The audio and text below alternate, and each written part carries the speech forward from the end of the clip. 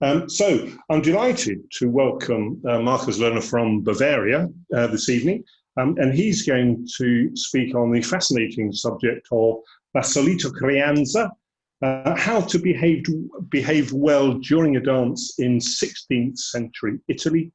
So welcome, Markus, and over to you. Hello and good evening to everybody.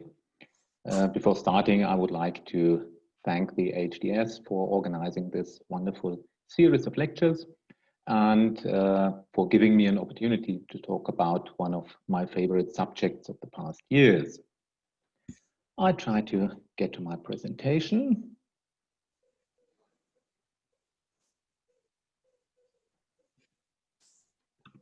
Okay. The solite creanze is the title of my lecture. We could translate that as the usual polite gestures. And these creanze are quite often mentioned in the Italian sources of the late 16th and 17th century. Okay, some slight problem. Okay, now here you can see some of them. In spite of this, these creanze so far have rarely found their way into modern dance lessons. And I too have taught 16th century dance for more than 25 years without recognizing their importance. And then I realized that these rules really change the outward appearance of the 16th century dance. And if we want to recreate a picture of this style that comes as close as possible to the historical truth, whatever it is, then we can by no means neglect them. The terms creanze and cerimonie are used fairly synonymously in the sources. Both are of Spanish origin. Creanze refer more to good and polite behavior in general, while cerimonie refer to the actions themselves, the actions of respect and reverence. The oldest treatise I came across that deal with these cerimonie is Il Galateo, a book written by Giovanni della Casa, printed in 1558, and it is one of the most important books about good behavior, and it was reprinted many times until the 19th century. And one of della Casa's basic maxims was observe the local customs, whatever they were, and these might be quite different from a town, let's say like Naples, where lots of noblemen live, and a merchant's town like Florence. Della Casa was no friend of the cerimonie. He calls them flattering lies, says that they were foreign customs introduced to Italy some 10 years ago. Nevertheless, they still have to be observed since they are in general use by now. Della Casa doesn't give any details about them, but we have ample material in our dance treatises, in both books by Fabrizio Caroso, Il Ballerino from 1581, Nobiltà di Dame from 1600, Cesare Negri's Le Grazie d'Amore from 1602, Ercole Santucci's manuscript Il Mastro da Ballo from 1614, and even minor sources like the Jacobelli manuscript give important information about that. Then there are other sources like Bonifacio's Arte Decenni from 1616 and John Bulwer's Chirologia from 1644. Of course, these sources differ in many details, but the overall picture is pretty similar. Caroso's Nobiltà di Dame from 1600 is the most extensive source that deals with these creanze. And Caroso gives us rules how to behave during the dance. He tells us something about the etiquette in the ballroom and etiquette during visits, especially at weddings. Let's have a look at the cerimonie during a dance. And there are three basic cerimonie. The first is the reverenza. And in a reverenza, as you know, you lower yourself literally, and by thus you honor your partner or whomever you would like to greet. And in these dances, it's usual to begin and to end a dance with such a big reverenza. But there are other reverenze, small reverenze, mezze reverenze during the dance, whenever you separated and whenever you met your partner again, for instance, in a change of places. And these mezze reverenze are quite often not notated in the dance descriptions, but we know that they were there from general remarks, and it would have been quite impolite to not to do these reverenze. The second ceremonia is the doffing of the hat or bonnet. In these times, a hat was not just a fashionable accessoire, but a sign of your nobility and freedom. And to take the hat off meant that you put yourself at the service of the other person.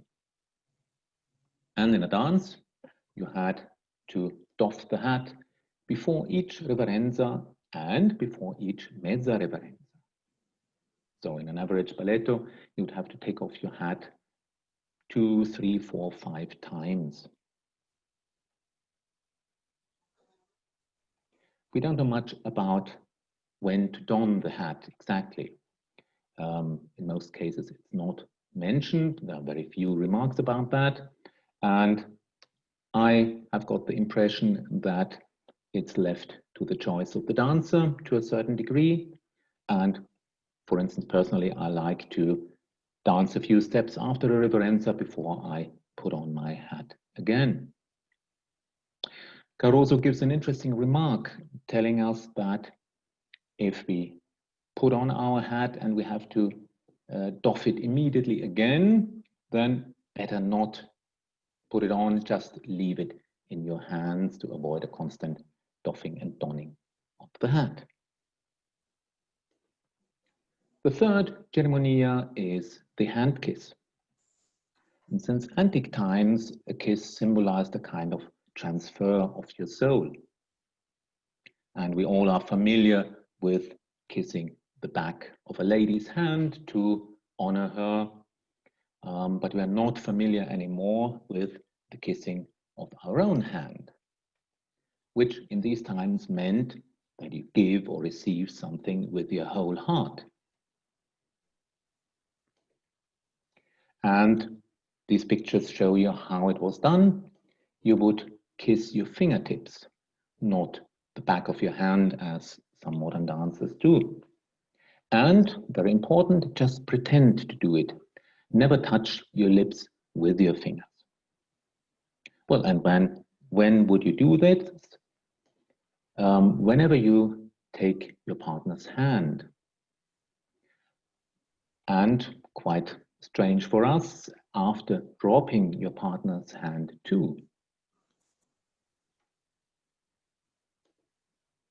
So in trying to observe all these three basic rules, you would have quite a lot to do during an average balletto. So when you start the dance with a reverenza, you first have to take off your hat. You take it off with your right hand, pass it to the left hand, then you kiss your right hand, take your partner's hand, and you make the reverenza.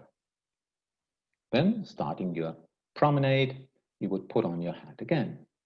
At the end of the promenade, while separating, you would take off your hat, you would bend your knees in the mezza reverenza, drop your partner's hand and kiss your own hand. And while separating, you would put on your hat again. Then often follow solo passages and then probably a change of places. And when you come close to your partner, again, you would take off your hat, you would kiss your hand, take your partner's hand and make the mezza reverenza. Then passing, you would drop your hand, kiss your own hand and put on the hat again. And finally, when you meet your lady again, take off your hat, kiss your hand, take the lady's hand and make your final bow. So you can imagine that it takes quite some practice to do all this smoothly and in an effortless way. But even if you were perfect in doing them, you would not impress the onlookers because there are other rules to be observed during a dance. And one is wearing la cappa. The men had a cloak and they were expected to dance with their cloak. And personally, I think this is the most difficult detail, at least for me, since the cloak was not fixed to the costume by hooks or ribbons, as we can see in some modern performances. You wore it freely, and if you did not take care, it could simply fall down. So Caroso gives some advice how to wear la cappa. So in balletti gravi, you could use this way, having it hanging over your two shoulders equally. And in his later book, Caroso admits that this looks a little bit pedantic. So his preferred way, and that works also in livelier dances, is to have it just over one shoulder, wrap it around your body, and tuck it under your left arm. But sometimes you need to have both hands free, and then you could wrap it around your neck in this way.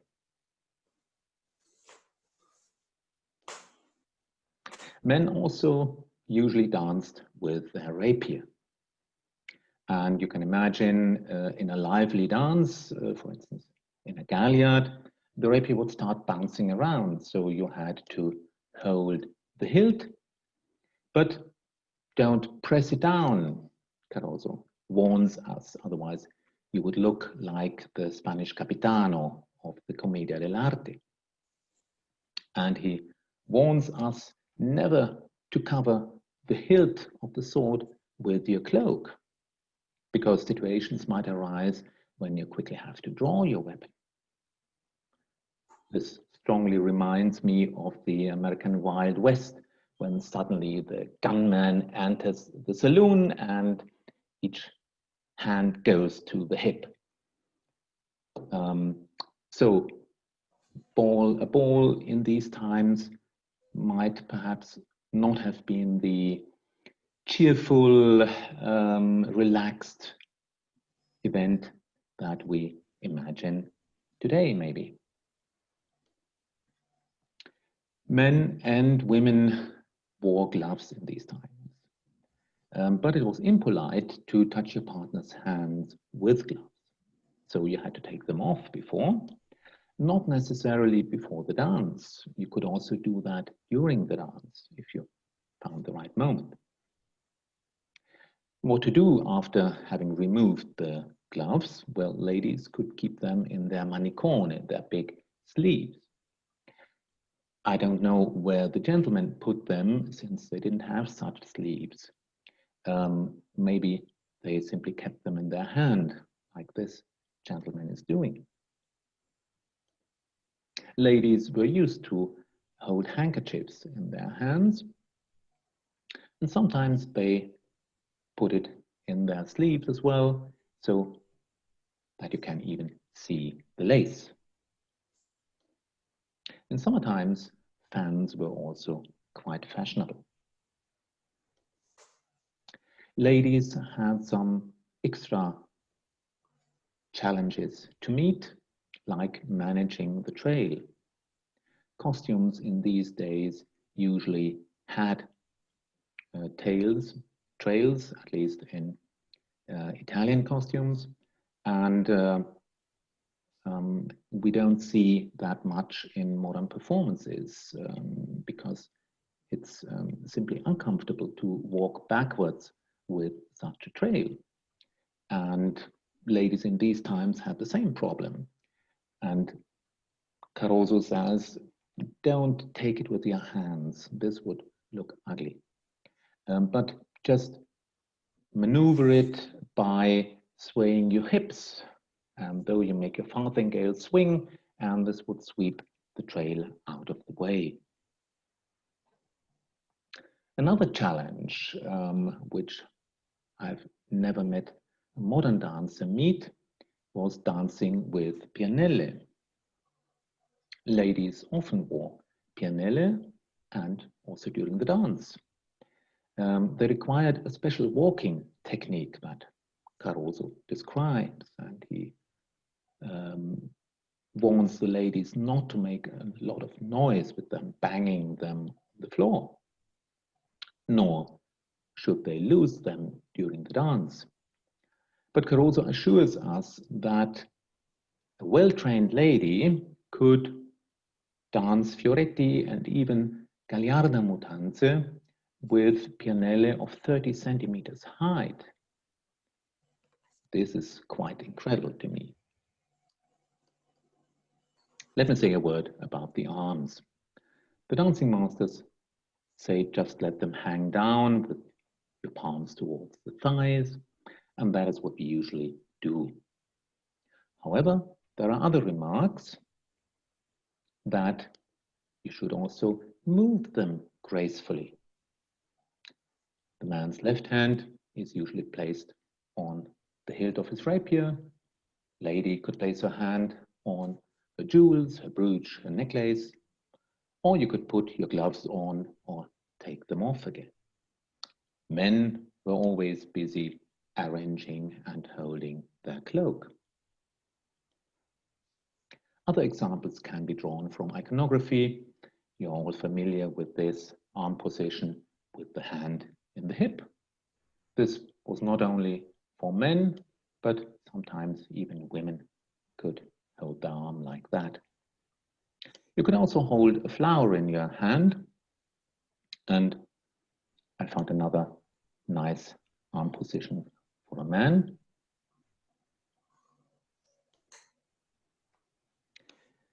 In the Italian style, quite often solo passages occurred during a balletto, and this was for the other person who just watched his partner dance. This was not a time of relaxation, of rest, since Caroso advises us not to stand motionless like a statue. Instead, we should make small, graceful movements, adjust our dresses, play with our jewels or our gloves, and that's also a good opportunity to rearrange our cloak. Or if you want to choose a beautiful Renaissance position, then take such a classical contrapposto.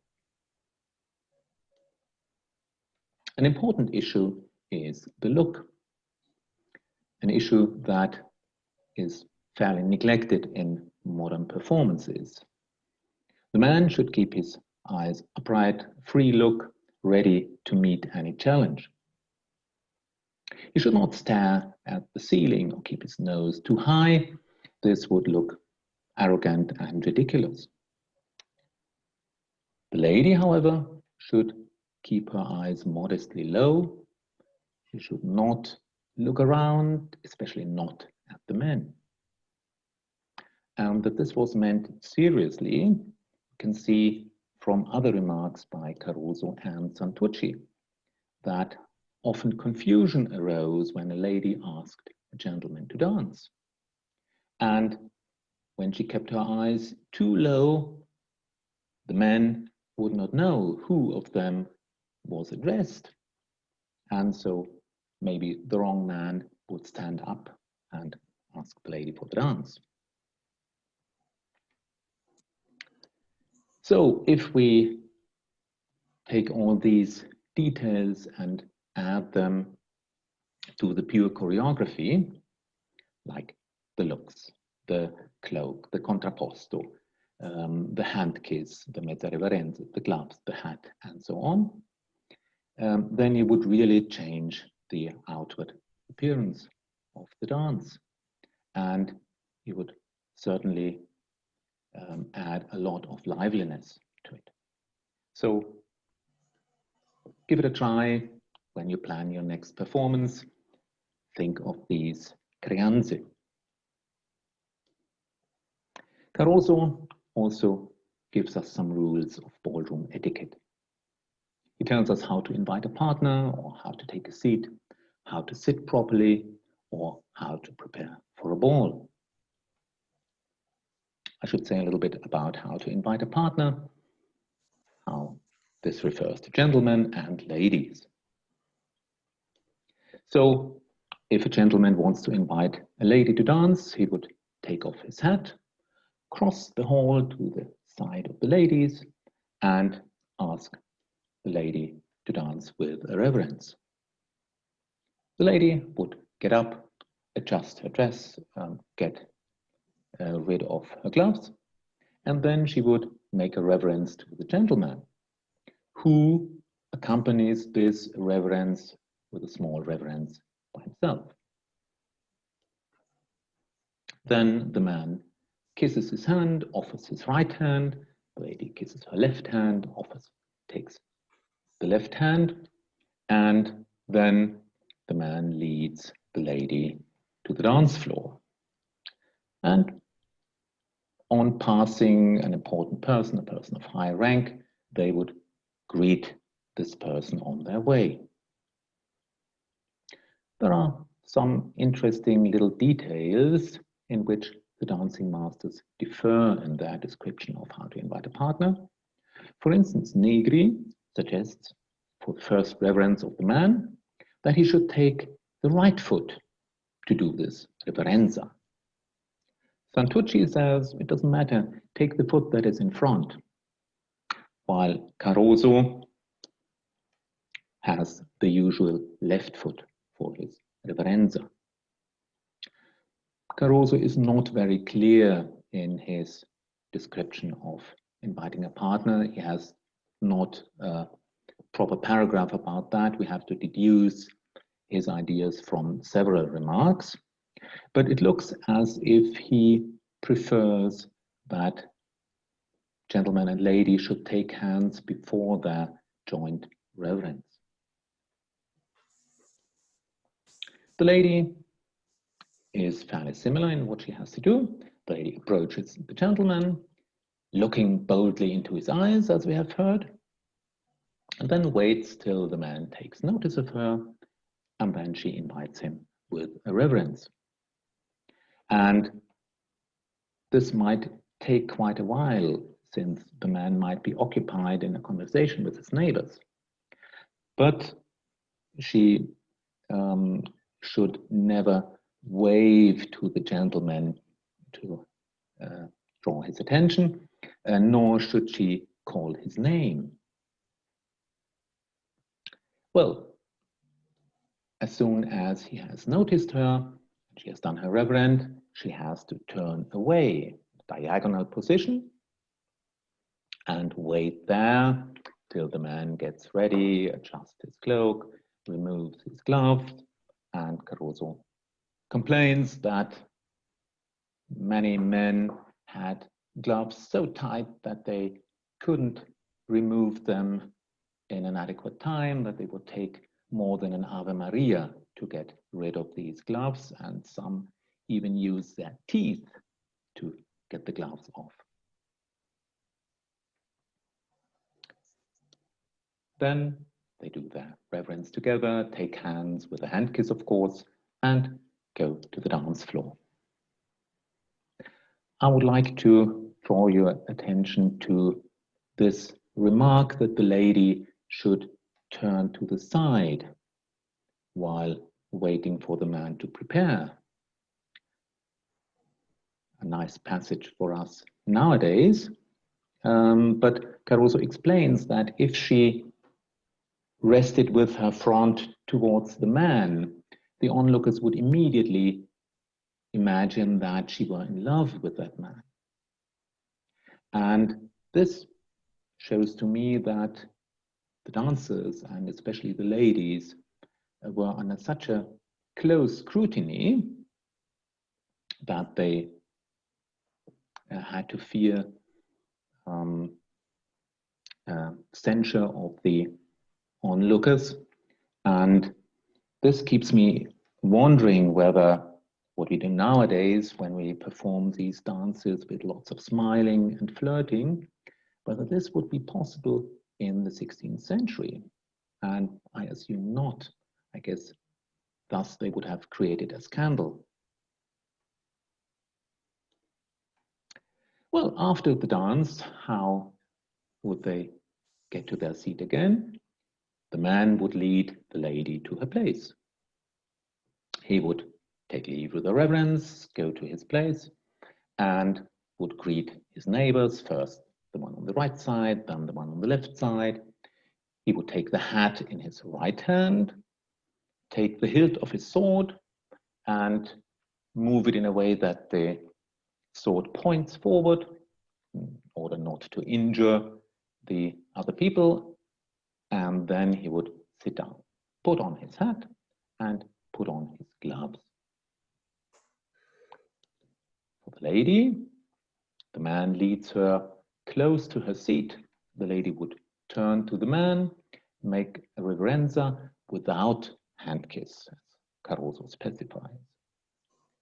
And then she had to sweep her trail under the chair by swaying her hips, and she should not use her foot to brush it under the chair. Then she would greet the lady on her right side. Then she would sit down, and only afterwards she would greet the lady on the left side. She should stay on the leading edge of the chair. If she moved backwards, her hooped skirt would rise in front of her. So, Caroso also gives some advice about how to behave at wedding festivities, how to greet a bride, or how a bride should welcome a princess. And for the men, he gives advice how to behave at a royal audience. Generally speaking, these rules show a high sensitivity towards differences in rank and a high awareness of your position in a space in relation to the other persons. And this refers, for instance, to the symbolism of the sides. The right side, for instance, was the side of honor. And if you wanted to honor a guest, you would place him on your right side. And you can see this also in this picture, where the man sits on the right side. And this is no mistake, since he's the king and thus superior to the queen. Other examples are dances like Bellezze d'Olimpia or Barriera from Caroso's first book. And there the man starts on the right side of the lady, and during the first part he goes to her left side. And this, in our eyes, strange beginning was intended as a special honor to the lady, since the man ostentatiously stepped down from his superior position to honor the lady. How complex these rules could be, I should like to illustrate with the protocol the Spanish ambassador in Rome had to keep when he received guests. For instance, if a cardinal paid him a visit, the ambassador would receive him at the staircase. He would give him his right hand and would lead him to the hall and offer him the best seat in the room. At the end, he would accompany the cardinal back not only to the staircase, but to the cardinal's coach. A bishop would be received in the second antechamber. The ambassador would lead him to the hall and he would offer him a seat, definitely not the best one. At the end, he would accompany him one chamber further back. A duke would be received in still a different way. the ambassador would meet him in the last third of the third antechamber. Here he would offer him his left hand, thus insisting on his superiority. Then he would lead him to the hall, offer him a chair, and at the end he would accompany him again one chamber further back to the last third of the second antechamber. So it's interesting that the antechambers were even subdivided to allow more precise differentiations. So the basic elements of these procedures seem to be questions like, where do you meet your guest? Do you meet him outside, at the staircase, in one of the antechambers? Where do you place him? On your right side, on your left side? Which chair do you offer him? The best one? Anyone? None at all? Would you allow him to don his hat? And how far do you accompany him on his way out? And with this in mind, we could understand better Caroso's advice how a bride should receive a principessa. I read the text. When a duchess or princess appears in the hall, the bride should rise to her feet, as well as the others who are seated. And she and her mother or sisters or relatives should approach her and make a grave reverence upon nearing the great lady, pretending to kiss her own hands. Then the bride should take the princess's left hand in her right hand, giving her precedence even though she may not wish to accept it, conducting her to her own seat, and making another reverence to her before she seats herself. The princess should repay the honor to the bride before being seated, and so on. There's a corresponding procedure when the princess takes leave. The principessa rises to take leave, the bride and the other ladies rise as well. There are reverences by the principessa, the bride and the others. The bride and her family accompany the principessa to the door, placing her at the right side, and in the final reverence, the bride kisses the principessa's hand. The bride returns, reverences by the bride, by the other ladies, and everybody takes a seat simultaneously, as Caroso tells us. So this procedure gives me the impression that Caroso has a bride in mind of a fairly low birth. Let's say a gentilonna romana, a member of the rich patrician families of Rome. And we could try, just for fun, to imagine how this procedure might change if the bride were a marchesa or a principessa herself.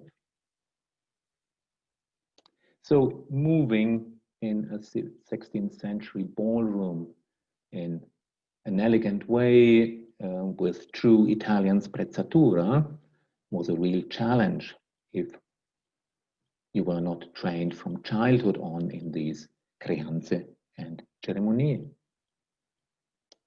Coming back to della casa, in my opinion, the rules of etiquette described in the Italian dance treatise show a close resemblance to the Spanish court ceremony, an elaborate system of rules of behavior at the Spanish court that was later introduced in many other European courts.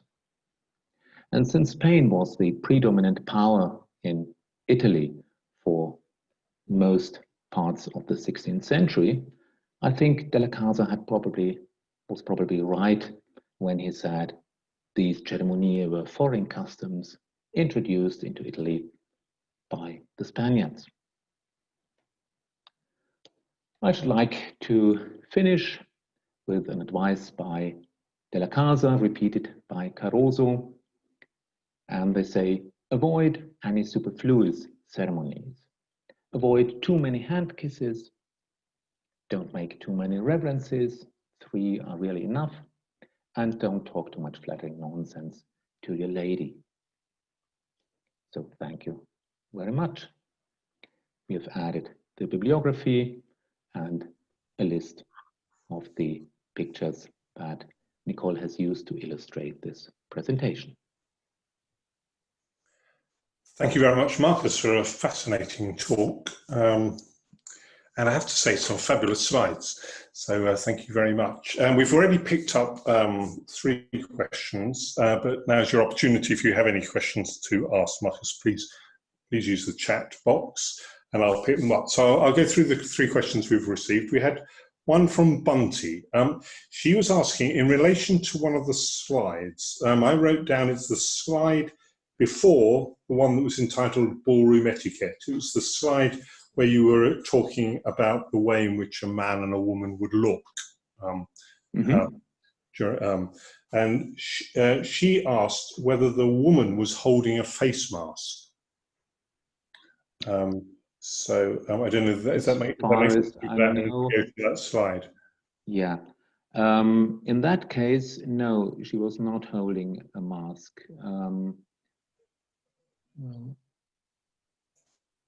Sorry.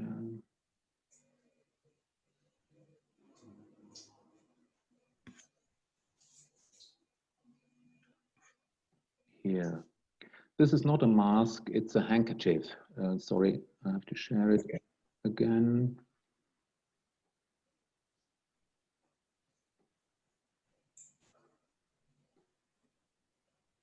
So, Bunty said it's a lady with a golden gown looking modestly down. Here it's just a handkerchief. Okay. Thank you.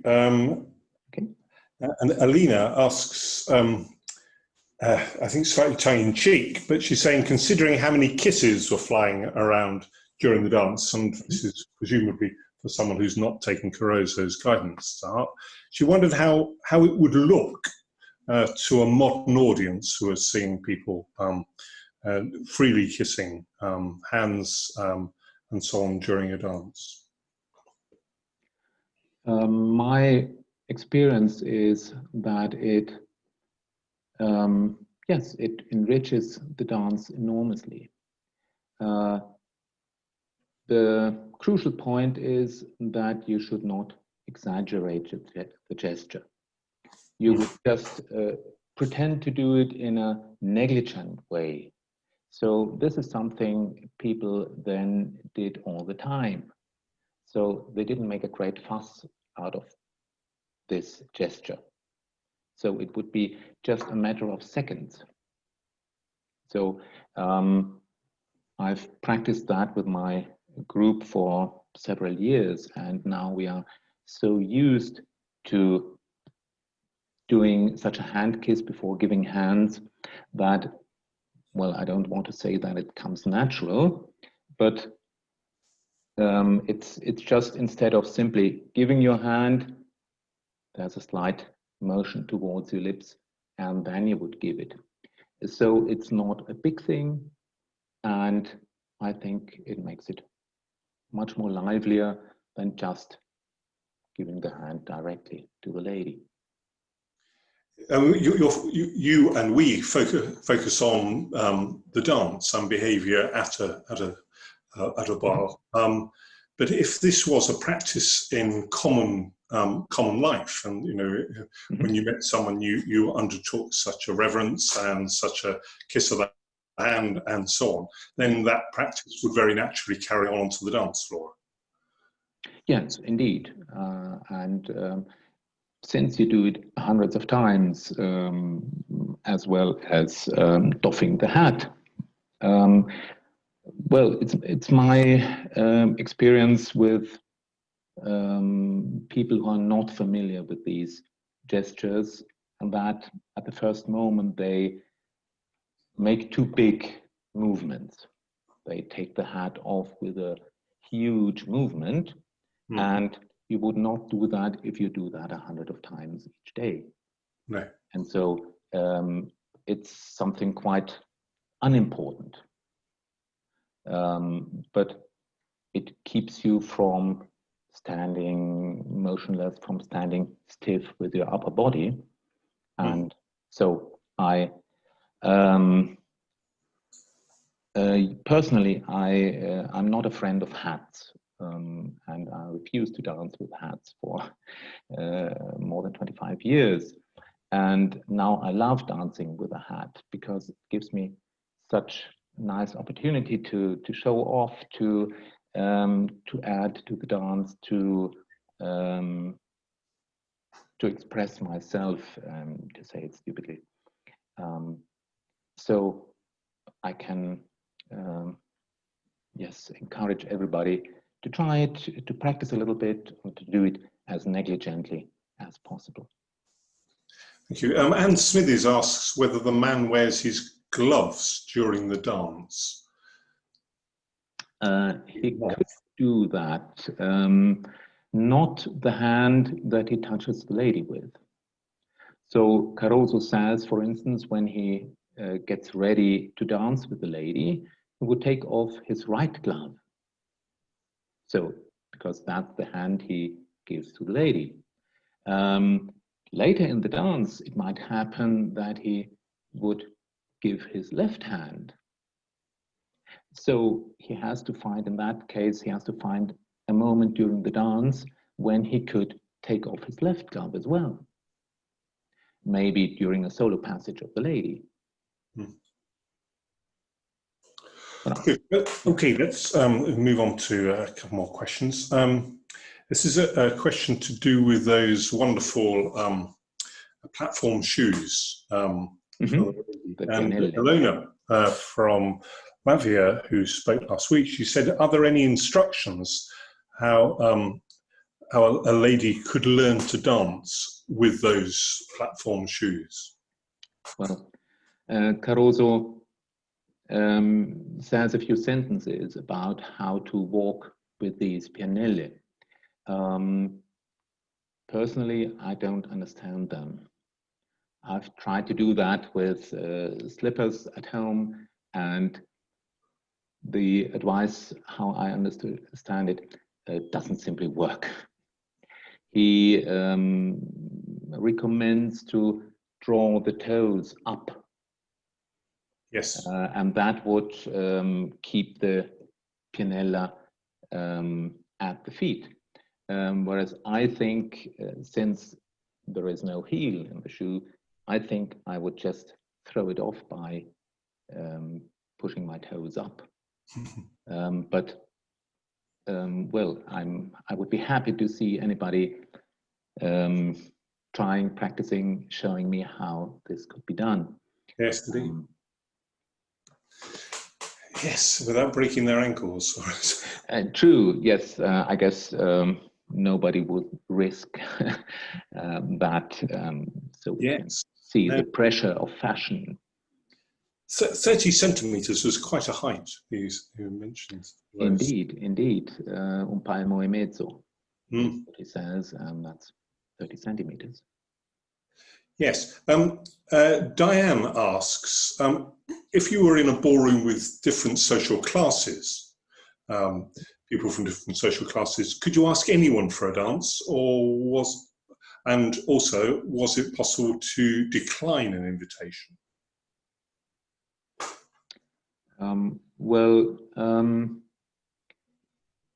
I think it was possible to ask somebody to dance who was not exactly on your level. I guess Gentil Donna Romana would not ask the Principe for a dance, for instance. The other way around might well be possible. I could imagine. I can't prove that. I haven't found a clear description of that. Well, what was the second part? Sorry. Oh, sorry. Yes. Yes. Whether it was possible to decline an invitation. Oh no, that would not be acceptable. For instance, Caroso describes that when a lady asks a man to dance, and if she keeps her eyes too low and maybe the wrong man thinks he's invited and gets up, she is definitely not allowed to refuse him. And this would cause an uproar. And yeah, this might have a bad ending, he says. And so in order to avoid quarrels of two families, don't do that. No, no. Anne Day asks a question about the design of hats. She said often today men's hats do not go back on smoothly after doffing your hat.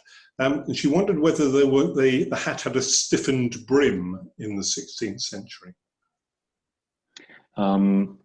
Yeah, well, I'm pretty sure that they were made in a way that you could take the hat off.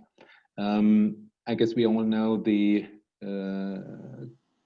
etchings by Negri. Well, where do we have one? No, we don't see it here. But they have real hats. And I think they are stiff enough. Yes.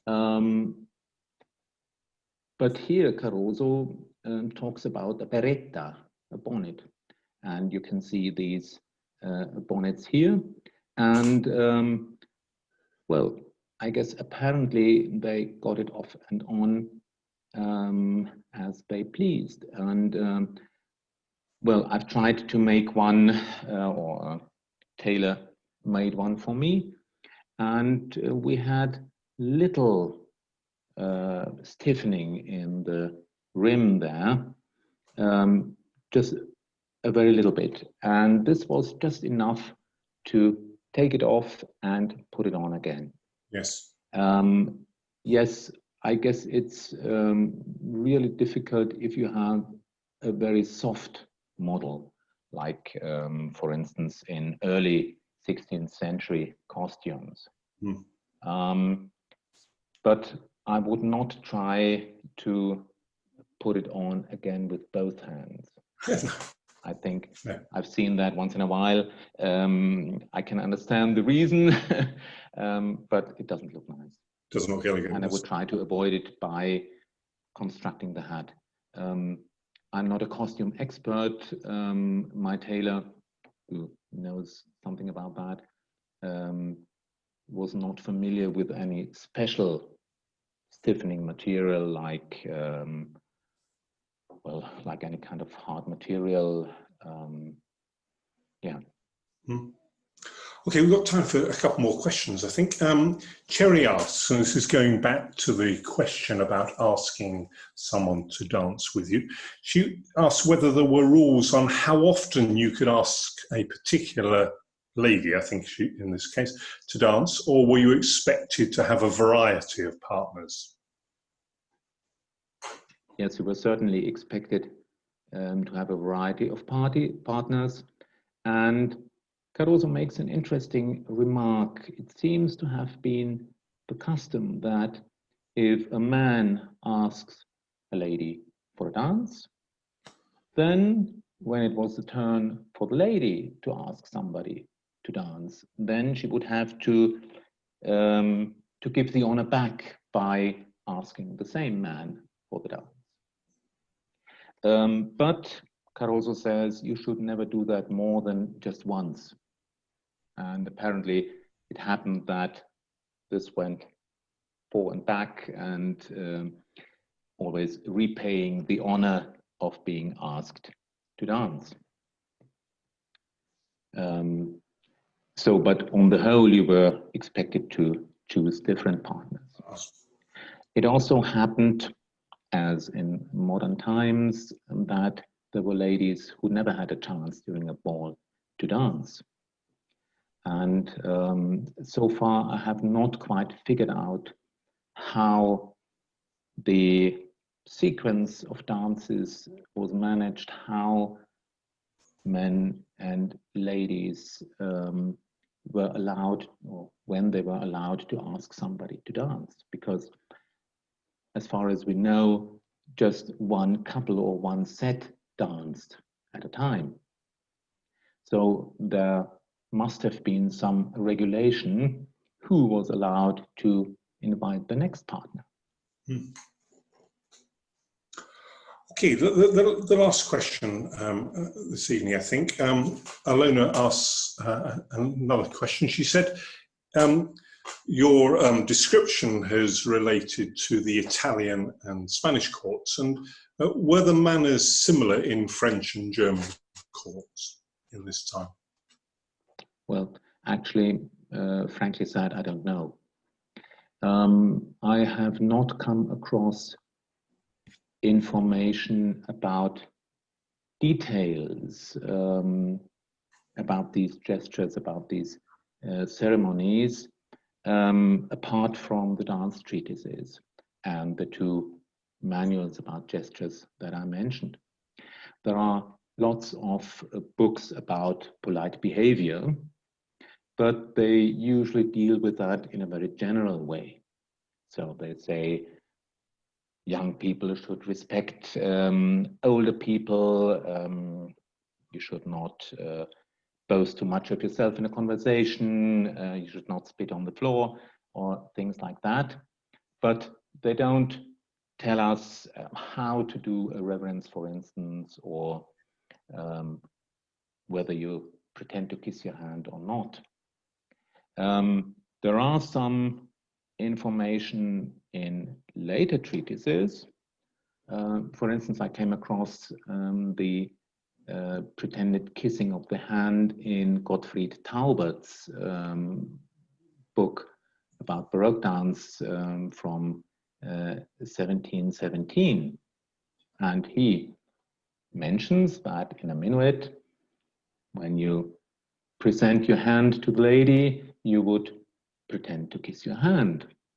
And I think that's quite remarkable. It shows that this gesture has stayed in fashion for quite a long time.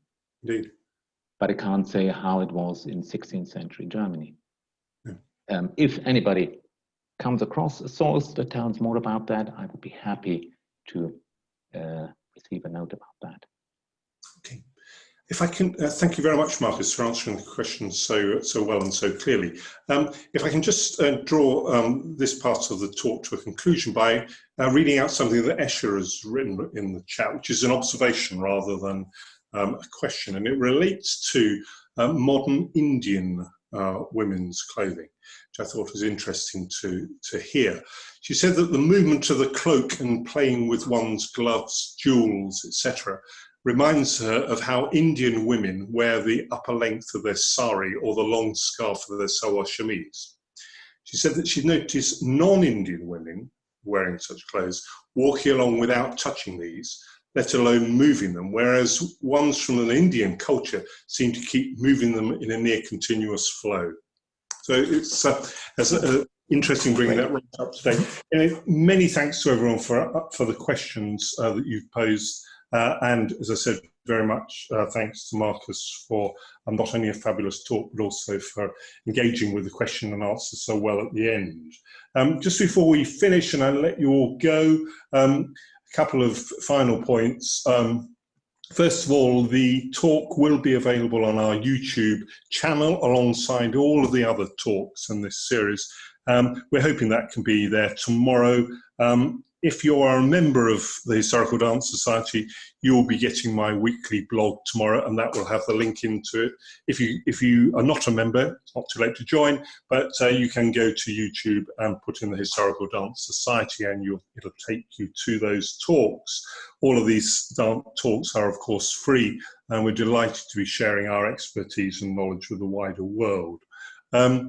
The talk next week, we're back on the same time, 7 o'clock next Wednesday. And I shouldn't really be saying this, but I'm going to be presenting next week. So I'll give myself a little puff. I'll be talking on an interesting subject to me of will people dance? Lessons from taking historical dance out to members of the public.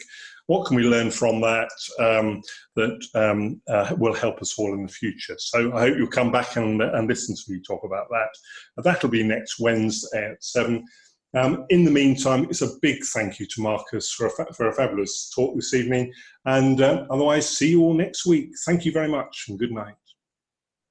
Thank you. Goodbye. It was a pleasure.